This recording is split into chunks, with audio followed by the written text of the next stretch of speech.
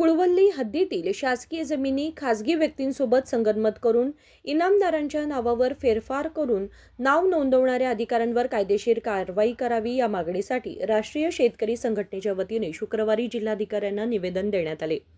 कुळवली ग्रामपंचायत हद्दीतील survey number 216, 146, 153 आणि इतर अनेक सर्वे नंबरमध्ये सुरुवातीला जमिनी शेतकऱ्यांच्या नावावर आणि कर्नाटक सरकार या नावावर नोंद झालेल्या आहेत। तसेच उच्च न्यायालयाचे आदेश असलेली शेकडो एकर जमिनीसंबंधी 18 जून 2025 रोजी पासून 4 ऑगस्ट 2025च्या आदेशाच्या आधारे अन्य व्यक्तींच्या नावावर हक्कांतर करण्यात आले असल्याचा गंभीर आरोप निवेदनात करण्यात आलाय। ही कृती पूर्णतः बेकायदेशीर असून फौजदारी गुन्ह्याच्या श्रेणीत येते। याबाबत बेलहोंगल, एसी प्रभावती, फकीरपूर, कित्तूर तहसीलदार रवींद्र हाडिमनी तसेच केस वर्कर्स रमेश रेड्डी आणि रण्णा करडी यांच्यावर कित्तूर पोलीस ठाण्यात तक्रार दाखल करण्यात आली असली तरी अद्याप कोणतीही कारवाई झाली नसल्याचं निवेदनात नमूद आहे। बेकायदेशीर बदल करून शेतकऱ्यांची आणि सरकारची फसवणूक करणाऱ्या भ्रष्ट अधिकाऱ्यांवर त्वरित कठोर कायदेशीर कारवाई करावी अशी मागणी करण्यात आली। अन्यथा शेतकरी आणि शेतकरी संघटना तीव्र आंदोलन छेडतील असा इशाराही यावेळी देण्यात आला।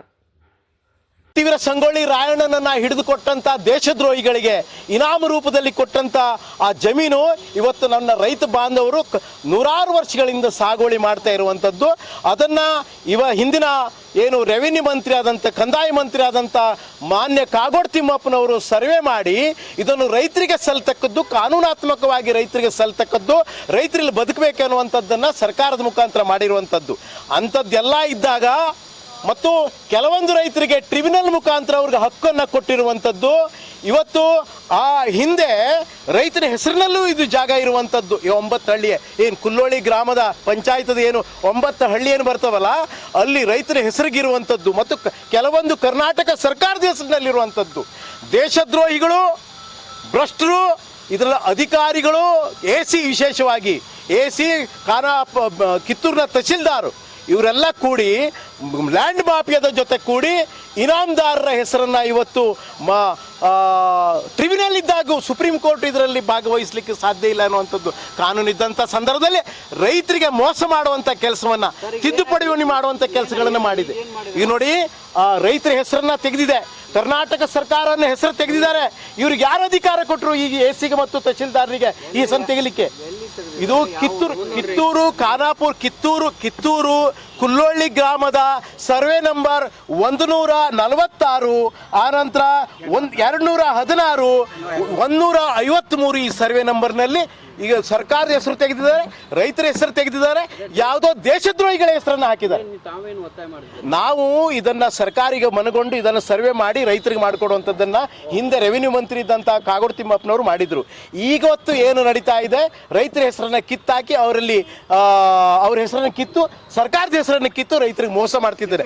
ಇದನ್ನು ಖಂಡಿಸ್ತಿದೆ। ಇದು ಹೆಚ್ಚು ಕಡಿಮೆ ಇದು 1000 ಎಕರೆ ಜಮೀನಿದೆ। ಈಗ ಸದ್ಯದಲ್ಲಿ ಒಂದೊಂದು ಈಗಾಗಲೇ ನಮಗೆ ಯಾವುದು ಕಾಗದ ಪತ್ರಗಳನ್ನು ಅವರು ಸರ್ಕಾರದ ದಪ್ತರ ಕೊಡ್ತಾ ಇಲ್ಲ, ಯಾವುದು ಕಾಗದ ಪತ್ರಗಳನ್ನು ಕೊಡ್ತಾ ಇಲ್ಲ। ನಾವು ಪ್ರಕಾಶ್ ನಾಯ್ಕ್, ಕರ್ನಾಟಕ ರಾಜ್ಯ ರೈತ ಸಂಘ ಮತ್ತು ಕುಲ್ಲೋಳಿ ಜಮೀನುಗಳಿಗೆ ಸಂಬಂಧಪಟ್ಟಂಗ ಈ ಜಮೀನು ನಮ್ಮ ಸ್ವಾತಂತ್ರ್ಯ ಪೂರ್ವದೊಳಗೆ ನಮ್ಮ ಕ್ರಾಂತಿವೀರ ಸಂಗೊಳ್ಳಿ ರಾಯಣ್ಣನ ಹೋರಾಟದ ಪ್ರತಿಫಲವಾಗಿದ್ದಂಥ ಜಮೀನು ಇದು ಕರ್ಮಭೂಮಿ। ಆ ಜಮೀನದೊಳಗೆ ನೂರಾರು ವರ್ಷಗಳಿಂದ ಸಾವಿರಾರು ಕುಟುಂಬಗಳು ವ್ಯವಸಾಯ ಮಾಡಿಕೊಂಡು ನಾವು ಸ್ವಾತಂತ್ರ್ಯ ಪೂರ್ವದಿಂದನೂ ನಮ್ಮ ಪೂರ್ವಜರ ಕಾಲದಿಂದ ಅಲ್ಲೇ ಇದ್ದೀವಿ। ಆದರೆ ಈಗ ಏನಾಗೈತ್ರಿ, ಈಗ ಒಂದು 2-3 ವರ್ಷದಿಂದ ಸತತ ಹೋರಾಟ ಮಾಡತ್ತೀವಿ ನಾವು, ನಮ್ಮ ಜಮೀನು ನಮಗೆ ಹೆಸರಲ್ಲೇ ಮಾಡ್ರಿ ಅಂತೇಳಿ। ಆದರೆ ಆ ಪ್ರಕಾರ ಯಾರಿಗೆ ಕಂದಾಯ ಮಂತ್ರಿಗಳು ಸ್ವತಃ ಭೇಟಿ ಕೊಟ್ಟು ನಮಗೆ ಈ ರೈತರಿಗೆ 100 ವರ್ಷದ ಕಬ್ಜಾ ಇದ್ದಾರೆ, ಇವ್ರ ಹೆಸರಲ್ಲಿ ಇದನ್ನು ಮಾಡಂತೇಳಿ ಸರ್ವೆ ಮಾಡಿದ್ದಾರೆ, ಪಿ ಟಿ ಶೀಟ್ ಕೊಟ್ಟಾರ।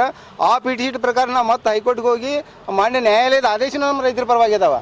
ಆ ಆದೇಶ ನಮ್ಮ ಪರವಾಗಿ ಇದ್ರೂ ಸಹಿತ ಆ ಜಮೀನುಗಳನ್ನ ಇವತ್ತು ಮಾನ್ಯ ಉಪವಿಭಾಗಾಧಿಕಾರಿ ಅವರು ಮುಂದಿನ ಡೇಟ್ ಹಾಕಿ ನೋಡ್ರಿ, ಇಲ್ಲೇ ನೋಡ್ರಿ ಸರ್, ಡೇಟಾ 4/8/2025 ಉಪವಿಭಾಗಾಧಿಕಾರಿಗಳ ಆದೇಶದ ಮೇರೆಗೆ ಅಂತ ಹಾಕಿದ್ದಾರೆ। ಇಂಥ ಕ್ರಿಮಿನಲ್ ಕೇಸ ನಮ್ಮ ಉಪವಿಭಾಗಾಧಿಕಾರಿಗಳು ಒಂದು ಮಾಡ್ತಾರೆ, ಅವ್ರ ಜೊತೆ ಕಿತ್ತೂರು ತಹಸೀಲ್ದಾರ್ ಶಾಮೀಲಾಗಿದ್ದಾರೆ ರವೀಂದ್ರ ಹಾದಿಮನಿ। ಎರಡನೇದ್ದು ರಮೇಶ್ ರೆಡ್ಡಿ ಅಂತೇಳ್ರಿ, ಈಗಾಗಲೇ ನಿಮ್ಮ ಹೋದ ವರ್ಷ ನಮ್ಮ ಹೋರಾಟ ಸಮಯದೊಳಗೆ ಮಾನ್ಯ ನಮ್ಮ SP ಸಾಹೇಬರು ಹೇಳಿದ್ರು ಏನಂತೇಳಿ, ಇವ್ರನ್ನ ಈಗಾಗಲೇ ಟ್ರಾನ್ಸ್ಫರ್ ಮಾಡ್ತೇವೆ ಅಂತೇಳಿ। ಅವತ್ತಿನಿಂದ ಇವತ್ತಿನವರೆಗೂ ರಮೇಶ್ ರೆಡ್ಡಿ ಅವರು ಅಲ್ಲೇ ಇದ್ದಾರೆ, ಟ್ರಾನ್ಸ್ಫರ್ ಮಾಡಿದ ನಿಮ್ಮ ಮಾಧ್ಯಮ ಹೇಳಿಕೆಗಳಿಗೂ ಕೊಟ್ಟಿದ್ದಾರೆ ಸರ್, ಅದನ್ನ ಬೇಕಾದ್ರೆ ವಿಡಿಯೋಸ್ ನಿಮಗೆ ಕೊಡ್ತೀನಿ ನಾನು, ಸ್ಪಷ್ಟವಾಗಿ ಹೇಳ್ಯಾರ।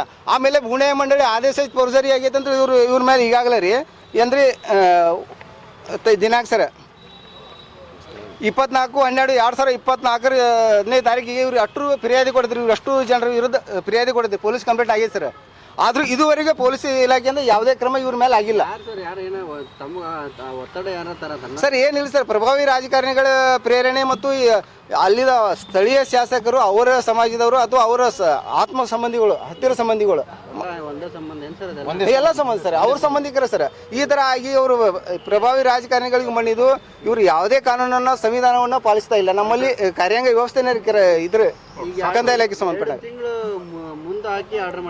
2 ತಿಂಗಳು ಸರ್, 8/4/2025 ಸರ್. 2025 ಸರ್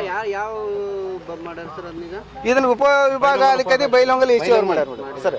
ಪ್ರಭಾವತಿ ಬಗ್ಗೆ ಕೆಲಸ ಮಾಡ್ತಾ ಇದ್ದಾರೆ, ಟ್ರಾನ್ಸ್ಫರ್ ಆದ್ರಲ್ಲಿ ಕೆಲಸ ಮಾಡ್ತಾ ಇದ್ದಾರೆ. DC ಅವರಿಗೆ ಅವ್ರು ಕೂಡಲೇ ಅವ್ರ ಕಾನೂನು ಕ್ರಮ ತೆಗೆದುಕೊಂಡು ಅವ್ರನ್ನ ಇಲ್ಲಿಂದ ಸಸ್ಪೆಂಡ್ ಮಾಡಬೇಕು ಕೊಂಡಿದ್ದು. ಆಮೇಲೆ ಏನು ಕಾನೂನು ಬಾಹಿರವಾಗಿ ವರ್ಗಾವಣೆ ಆಗಿದಾವ್ರಲ್ಲ, ಆ ಹಕ್ಕುದಾಖಲೆಗಳು ತಿದ್ದುಪಡಿ ಆಗಬೇಕು. ಮೊದಲನೇ ಇದ್ದು ನಮ್ಮ ಕರ್ನಾಟಕ ಸರ್ಕಾರದಲ್ಲಿ ನಾವು ತಪ್ಪು ಅನ್ನಂಗಿಲ್ಲ. ಆಮೇಲೆ ದೇಶದ್ರೋಹಿ ಇನಾಮದಾರ್ ವಂಶಸ್ಥರ ಹೆಸರಲ್ಲಿ ಈಗೇನು ಕಾನೂನು ಬಾಹಿರವಾಗಿ ಮಾಡ್ತಾ ಇದ್ದಾರಲ್ಲ, ಇದ್ರ ವಿರುದ್ಧ ನಮ್ಮ ಹೋರಾಟ. ಇದು ಒಂದು ಸರ್ಕಾರದ ಆಸ್ತಿಯನ್ನು ಅದರೊಳಗೆ ಶಾಮೀಲಾಗಿ ಅದನ್ನು ಬೇರೆದವ್ರ ಹೆಸರಲ್ಲಿ ಮಾಡಿ ಅದ್ರಾಗ ಇವರು ಆಮೇಲೆ ಮತ್ತೆ ಹಂಚ್ಕೊಳ್ಳೋರು ಸರ್. ಈ ಥರ ವ್ಯವಸ್ಥೆ ನಡೆಯುತ್ತೆ. 1 ರಮೇಶ್ ರೆಡ್ಡಿ, 2 ಹಿರಣ್ಣ ಕರಡಿ, ಕಿತ್ತೂರು ತಹಶೀಲ್ದಾರ್ ರವೀಂದ್ರ ಹಾದಿಮನಿ, ಪ್ರಭಾವತಿ ಫಕೀರ್ಪುರ್. ಇವ್ರು ಈ ಪ್ರಭಾವಿ ರಾಜಕಾರಣಿಗಳನ್ನ ಬಳಸಿಕೊಂಡು ಇವರು ಏನು ಸಂವಿಧಾನದ ಕಾನೂನನ್ನು ಒಂದು ಪೈಸಾನು ಪಾಲನೆ ಮಾಡ್ತಾ ಇಲ್ಲ, ಸಂವಿಧಾನದ ವಿರುದ್ಧ ಕೆಲಸ ಮಾಡ್ತಾ ಇದ್ದಾರೆ. ಅರ್ಜುನ್ ಮಡಿವಾಳರ್, ಸಾಕಿಲ್ ನಿಂಗಾಪುರ್, ಕುಲವಳಿ ಸರ್. विनोद कोलकार, KMM मराठी, बेळगाव.